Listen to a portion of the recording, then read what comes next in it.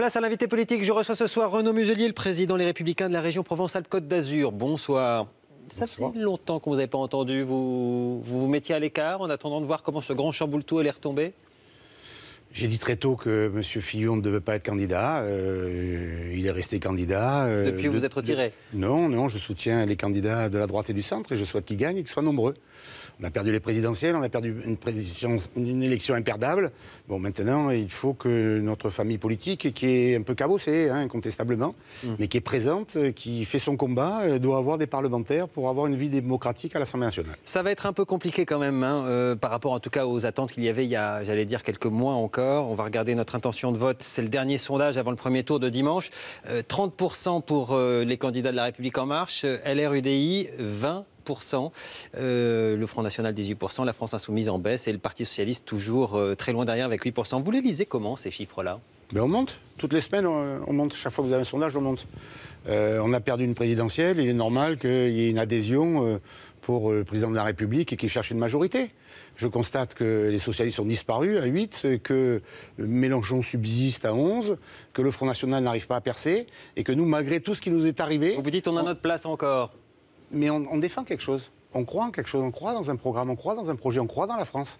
On a une expérience. Et donc on a une place. 22% de ceux qui ont des sympathisants républicains qui ont répondu à ce sondage disent qu'ils voteront pour un candidat à La République En Marche au premier tour. Ça fait presque un quart quand même. Qu'est-ce que vous leur dites? Je leur dis... Vous les comprenez déjà? Bien sûr que je les comprends. Pourquoi vous les comprenez? Parce qu'on les a déçus. Et qu'ils espéraient qu'en décembre, on avait gagné les présidentielles, on avait un beau programme, on avait choisi un candidat, et on se retrouve quelques mois après exclu du premier tour.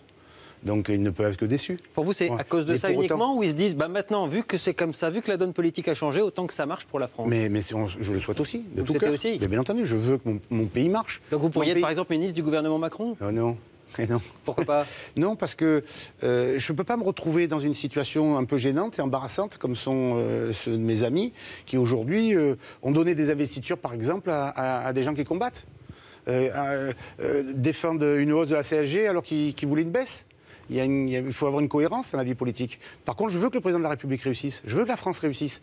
Et je pense qu'elle doit réussir avec une assemblée qui n'est pas impérialiste, qui n'est pas monocolore. Quand vous parlez... Et donc, les Républicains, la droite et le centre, on doit avoir notre place parce qu'on a une expérience et on n'est pas en marche, nous. Voilà, nous, on est... Alors, pour bien comprendre la différence, il faudrait leur retirer éventuellement leur carte du Parti Les Républicains à Édouard Philippe, à Bruno Le Maire. On a fait tellement de combats ensemble, je ne vais pas leur jeter des pierres. Je les ai eus au téléphone. Vous leur dites quoi? Je te comprends? Ça me fait un peu de peine quand même, beaucoup même. Parce que ça brouille un peu plus les pistes. Néanmoins, il faut que le pays fonctionne. Mais regardez, les candidats En Marche aujourd'hui, c'est 65% de gens de gauche. Ils ont ripolliné tous les ténors de gauche ou faux ténors pour les présenter aux législatives. C'est pas ni à droite ni à gauche, ça c'est à gauche toute. Gérald Darmanin, l'un des ministres LR au gouvernement, dit dans Le Monde de ce soir, une partie de la droite dérive vers l'extrême droite. Il dit ça dans cette interview. Il a des mots très durs, d'ailleurs, pour cette partie qui est représentée par Laurent Wauquiez. Vous êtes d'accord avec lui? Non, il y en a qui sont plus tentés par le front, on le voit bien d'ailleurs, on est toujours à 20, on était au 20 au présidentiel, on reste à 20 là. Un meeting commun avec Sens commun par exemple, ça vous parle à vous, républicains? Nous on n'en a pas fait dans la région Provence-Alpes-Côte d'Azur. Mais dans sa circonscription à Gérald, c'est pas le front qui a poussé, c'est En Marche, chez lui, sur son propre terre à Gérald. Donc, dans notre famille politique, il y a la droite, le centre... C'est pas la question qui est posée. Oui, mais c'est une affirmation qu'il donne. Oui, mais... Et donc, il y a une partie de LR dans sa circonscription qui est partie directement chez En Marche. Quand Marion Maréchal Le Pen, par exemple, une ancienne rivale des Républicains pour la région que vous présidez, dit « Moi, je suis prêt à travailler avec Laurent Wauquiez ». Est-ce que vous ne posez pas quelques questions, quand même? C'est à Wauquiez qu'il faut poser la question, mais apparemment Wauquiez... Et vous en posez pas? Moi, on ne travaille pas avec Marion Maréchal Le Pen, on l'a combattu. Vous travaillez avec Laurent Wauquiez. Et la question que je vous pose, c'est est-ce qu'il y a plus d'affinité entre Marion Maréchal Le Pen et Laurent Wauquiez qu'entre vous et Laurent Wauquiez ou Marion Maréchal Le Pen? Que Madame Le Pen tende la main, ou Madame Maréchal Le Pen tende la main à Monsieur Wauquiez, c'est une chose. C'est un coup politique, comme elle a pu le faire sur d'autres membres de LR. Pour autant, on n'aura jamais serré la main. Et donc la réalité, c'est qu'eux peuvent dire qu'on est d'accord avec eux, alors qu'on n'est pas du tout et qu'on les combat. C'est deux choses très différentes. C'est un sujet qui fait débat chez les Républicains. En cas de risque de victoire d'un député Front National, est-ce qu'il faut faire barrage et retirer votre candidat s'il est le moins bien placé? Mais ça, c'est dans le cas de triangulaire. par exemple. Oui, essentiellement d'ailleurs. Il peut y avoir des quadrangulaires aussi éventuellement. Non, il n'y aura pas. Il n'y en aura pas, on pense. Qu'est-ce que vous en pensez? Il faut qu'il se retire? Je pense que ce cas ne se posera pas. Nous, on est dans une situation très simple. On l'a vu d'ailleurs au dernier régional. M. Castaner s'est retiré à notre profit. On a toujours dit on votera pour Macron contre le Front National. Bon. Donc il n'y a pas de débat. Ça, vous dites ça chez vous. Là, la question... Je le dis en France, je le dis à vous. Ici, oui. Je ne suis pas un extraterritorial dans ma belle région. D'accord, mais votre parti, il n'a pas pris position encore officiellement. Il doit le faire entre les deux tours, si j'ai bien compris, au bureau politique de mardi. Vous imaginez qu'il puisse dire autre chose? Je serai au bureau politique de mardi et je prêcherai pour cette thèse. Et je pense que c'est celle-là qui gagnera. Vous pensez ou vous êtes sûr? Vous n'imaginez pas dans un débat, on n'est jamais sûr de gagner le débat. Quand je me suis exprimé dans ma propre famille politique, je n'ai pas toujours gagné. Pour autant, j'ai eu parfois, voire souvent raison. Et j'estime qu'aujourd'hui, la position que nous devons prendre est une position qui est très claire. Et cette position, je l'affirmerai. Vous regrettez l'hésitation de certains dans l'entre-deux tours entre le vote blanc et le vote Macron? Oui. Je pense qu'il n'y avait pas d'hésitation possible. Il n'y a pas d'hésitation possible entre M. Macron et Mme Le Pen. C'est à fond pour M. Macron. Éric Ciotti, dans votre région, par exemple, il a dit « moi, c'est vote blanc ». Mais il a eu tort. Donc vous comprenez Gérald Darmanin quand il va dans la région pour soutenir le candidat En Marche et pas Éric Ciotti? Il est allé dire... Oui, mais parce que vous avez pas échappé quand même, vous êtes pas dans les Alpes-Maritimes, vous avez aussi des choses un peu particulières. Mais enfin, dans la position de M. Ciotti, n'est pas une position que je partage. Et la position que nous partageons entre M. Gaudin, qui est sénateur maire de Marseille, entre M. Hubert Falco, qui est sénateur maire de Toulon, M. Christian Estrosi et moi-même, donc quelque part, ceux qui sont les plus capés dans l'ensemble du sud de la France, nous sommes dans une position, plutôt que le Front National, toujours Macron. Vous pensez que votre parti... Comme au PS, le PS a décidé ça cette semaine. Mais ça risque de ne pas se passer, et peut-être dans l'autre sens. Donc pour autant, nos candidats seront finales contre le Front National. On verra ce que diront ceux de Macron. Mais jusqu'à maintenant, ils sont très clairs. Ils préfèrent voter pour nous plutôt que voter pour le Front. On verra ça dans l'entre-deux tours. Le Parti socialiste a décidé d'exclure tous ceux qui ne soutiendraient pas les candidats investis par leur parti. Est-ce que vous pensez que votre parti doit faire de même? Non, pas du tout. Moi, je ne suis pas du tout pour l'exclusion. Moi, je suis pour le débat. Moi, je suis pour la démocratie ouverte, apaisée, et qui permet d'avoir une cohésion, une cohérence et une détermination collective. Donc, eux, ils sont dans une démarche, il faut exclure tout le monde. Moi, je ne suis pas dans l'exclusion, pas du tout. Le débat, c'est une chose, la cohérence, c'en est une autre. Et quand deux personnes disent deux choses différentes, est-ce qu'ils peuvent rester sous le même toit? La question va se poser au lendemain des législatives pour vos amis. On verra demain au lendemain des législatives. Je pense que nous resterons sous le même toit. Pourquoi? Parce qu'au Sénat, ils resteront sous le même toit. Parce qu'à l'Assemblée, dans notre, je pense qu'on sera à peu près 150, on aura une puissance d'expression qui nous permettra de peser dans le débat politique. Il y aura des choses qui seront positives, des choses qui seront négatives, mais il y a une différence. Nous ne nous diluerons pas. Il n'est pas question de se diluer. Au lendemain des législatives, vous serez du côté des constructifs ou de ceux qui veulent être dans l'opposition? Moi, je suis pour le constructif, je suis un garçon positif. Donc, je veux que mon pays réussisse. Mais il est sûr que tout ne se passera pas toujours bien. Et quand il sera nécessaire d'être positif sur les sujets importants, on sera là. Quand il sera question de marcher sur ce que l'on croit juste et bien pour notre pays, on sera dans l'opposition. Qu'est-ce qui vous différencie, par exemple, d'Emmanuel Macron, sur le fond, sur ce qu'il a proposé? Parce qu'on se souvient du programme de François Fillon, il est assez libéral, celui d'Emmanuel Macron, on considère qu'il l'est aussi. Enfin, il est très ambigu dans son programme quand même. Parler de la CSG, voilà, tout simplement. Par exemple, déjà, là, vous avez c'est lui qui était à côté de M. Hollande pour faire le choc fiscal qui a touché la totalité de la France. Et aujourd'hui, il continue avec une augmentation de la CSG qui va toucher les retraités. Voilà, on n'est ni pour la première proposition qu'ils ont faite. Et donc je ne veux pas voir revenir derrière M. Macron le spectre ou le fantôme de M. Hollande. Thierry Solère, comme Jean-Pierre Raffarin d'ailleurs au Sénat, n'exclut pas de monter un groupe distinct, un groupe parlementaire distinct des Républicains si jamais ils n'arrivent pas à s'entendre et à trouver une ligne commune. Qu'est-ce que vous en pensez? Le débat commence. On verra au lendemain du deuxième tour de la législative. Mais votre avis à vous? Moi, je pense qu'il faut rester ensemble. De groupes distincts? Je pense qu'il faut rester ensemble. Il y avait bien le RPR et l'UDF à une époque. Oui, mais ça nous a permis, en fusionnant, d'avancer et de gagner. Quand on a un bon chef, un bon programme, un bon leader, on avance. On a fait beaucoup de choses ensemble. Il ne faut pas se séparer, il faut rester unique. C'est en restant unique qu'on peut gagner. Manuel Valls avait mis un peu les pieds dans le plat il y a quelque temps en disant il y a deux gauches irréconciliables. Vous étiez plutôt d'accord avec son analyse. Aujourd'hui, certains à gauche disent on voit bien qu'il y a deux droites irréconciliables. Est-ce qu'il ne serait pas juste d'être d'accord aussi avec cette analyse-là? Je ne sais pas qui peut s'exprimer à gauche, il n'y a plus de gauche. Honnêtement, ils ont disparu. Qui parle à gauche? M. Gambadélis, qui se pose la question de savoir s'il va survivre. Il n'y a plus de gauche. Elle a disparu, elle est siphonnée, elle est passée chez M. Macron. Est-ce qu'il y a deux droites irréconciliables? Je pense qu'il y a deux droites qui sont vraiment différentes, mais qui peuvent travailler ensemble, la main dans la main, comme on l'a fait dans le passé. Ça veut dire quoi? C'est que la droite et le centre, là-dedans, vous avez des gaullistes, des libéraux, des centristes. Ça peut passer par deux groupes distincts. Ça peut passer par... Par trois, alors, si vous voulez. Éventuellement trois. Mais là, c'est l'explosion de la droite. Et je ne pense pas que ce soit une bonne chose. Il vaut mieux Parce que de toute façon, si vous voulez vous dissoudre, si vous voulez vous défaire, vous allez vous diluer après.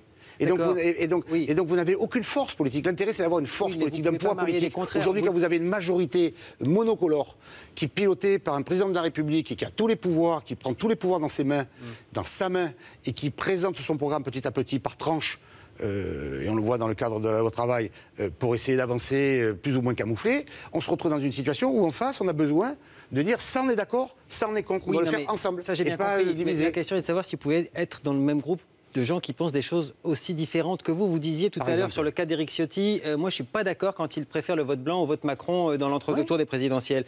J'ai envie de vous poser cette question, est-ce qu'il vaut mieux à un moment donné être fidèle à ses idées ou à son parti? C'est ça la question qui se pose. Il faut être dans ses idées, il faut être dans son parti fidèle à ses idées. Oui, mais quand les idées sont aussi différentes que ça. Mais vous ne pouvez pas gagner. Je vous ai donné un exemple précis. Je vous donne un exemple précis, nous resterons ensemble. Monsieur Ciotti a eu la capacité d'être le porte-parole de plusieurs candidats aux primaires, dans le même parti, sur des programmes un peu différents, pour faire en sorte que notre étendard puisse gagner.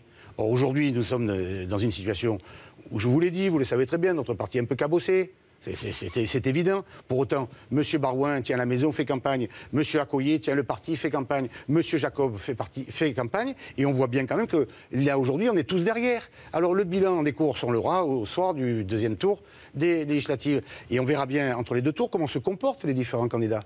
Ce sont ceux qui abandonnent carrément leur camp, ceux qui croient juste, ceux pourquoi ils se sont battus pendant toutes ces années, et ceux qui vont directement chez M. Macron avec les aléas de cette politique et qui aujourd'hui fait en sorte qu'il marche sur l'eau.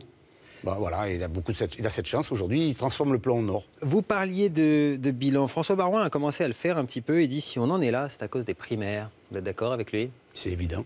Uniquement à cause des primaires? Non. C'est aussi à cause d'une relation très particulière de notre candidat avec l'argent. François Fillon, donc en l'occurrence. Pour vous, il a conduit votre famille à la chute. Il a été élu dans les cas des primaires grâce à la confiance nécessaire dans l'engagement politique par un homme politique qui a prôné cette thèse.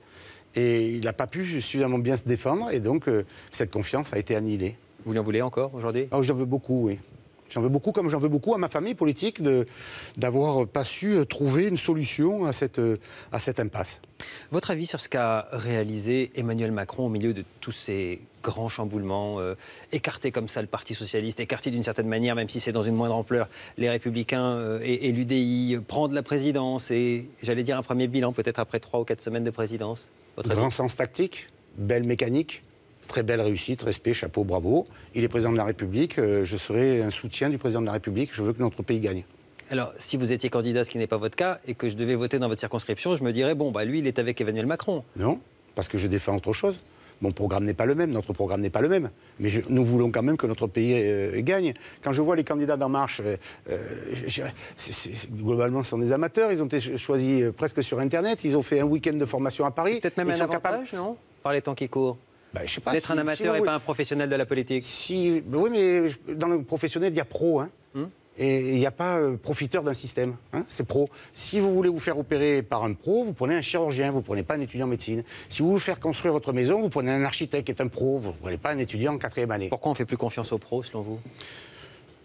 Parce que la parole politique... démontré que ça ne marchait pas? Non, parce que la parole politique a été décrédibilisée et qu'elle est usée.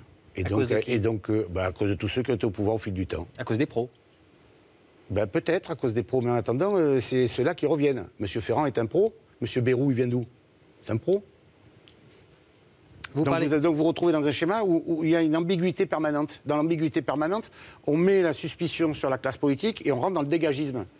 Moi, je ne suis pas dans le dégagisme. Je suis pour mettre en place des gens qui sont des professionnels, parce que ce sont des grands pros. Et que ces pros-là sacrifient une partie de leur vie au service de nos concitoyens, ont une expérience politique. Cette expérience politique ne s'acquiert pas simplement en se désignant candidat sur une vague en marche. Nicolas Sarkozy a l'air de beaucoup apprécier Emmanuel Macron, si on en croit le Canard enchaîné. Je suis bluffé, dit-il. Macron, c'est moi en mieux. Vous qui le connaissez bien, c'est dire. Écoutez, c'est un compliment.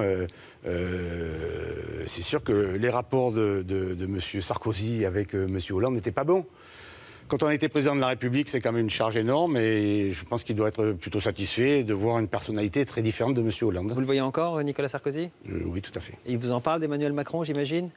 Ça peut arriver. Et alors, ils vous en dit quoi? Il vous dit ça? C'est bien ce qui a marqué dans le Canard, c'est vrai? Non, on parle de la droite pour la suite. C'est vrai ce qui a marqué dans le Canard, il est bluffé? Je pense qu'il a de l'estime pour cette personnalité qui est président de la République et qui a fait quand même une très belle opération politique. Les présidents de groupe, les Républicains, à l'Assemblée et au Sénat, ont envoyé une lettre à Emmanuel Macron pour lui demander, je cite, de mettre fin au désordre institutionnel causé par la situation de Richard Ferrand et des ministres concernés par des enquêtes. Est-ce que vous soutenez la démarche? C'est-à-dire que c'est toujours les ambiguïtés. On se retrouve dans un schéma où ils avancent sur la confiance, ils mettent en place une réforme qui doit restaurer la confiance de la population vis-à-vis de leur élite, de leurs pros qui sont en place. Et là, immédiatement, tous ceux qui sont directement concernés et qui mettent en place la nouvelle réforme sont en première ligne impactés. Il y a une incohérence. Et dans cette incohérence, il est nécessaire à ce moment-là de remettre de la clarté. Pour vous, tous les ministres qui sont sous le coup d'une enquête, même sans mise en examen, ils doivent être démissionnés? Non, mais là, ils sont dans un moment bien particulier. On est en pleine campagne électorale où vous avez le président d'un parti politique, le MoDem, qui fait une loi qui concerne directement une enquête. Le concernant, on n'est quand même pas dans la clarification pour retrouver la confiance. Dernière question justement en parlant du MoDem. On a appris aujourd'hui par nos confrères de France Info qu'il y aurait une dizaine de salariés du siège du parti qui étaient payés sur les frais des eurodéputés MoDem. Vous êtes eurodéputé vous-même, ça vous étonne? S'ils arrivent au MoDem, est-ce qu'ils arrivent au Front National? Ça me surprend beaucoup. Enfin, vous voyez en tout cas que ça n'arrive pas aux Républicains. Oui. Comme quoi nous sommes des pros honnêtes. Ça ne se passe pas comme ça partout au Parlement européen, c'est ça que vous dites? Ça se passe comme ça apparemment au MoDem, apparemment au Front National et apparemment pas chez nous. Merci. Donc en tout cas, nous sommes des pros honnêtes. Merci Renaud Muselier d'être venu répondre à nos questions ce soir. Merci de votre invitation. On se retrouve pour le Grand Décryptage. On revient sur l'audition de l'ancien patron du FBI, une audition absolument ahurissante avec des enjeux importants pour Donald Trump. À tout de suite.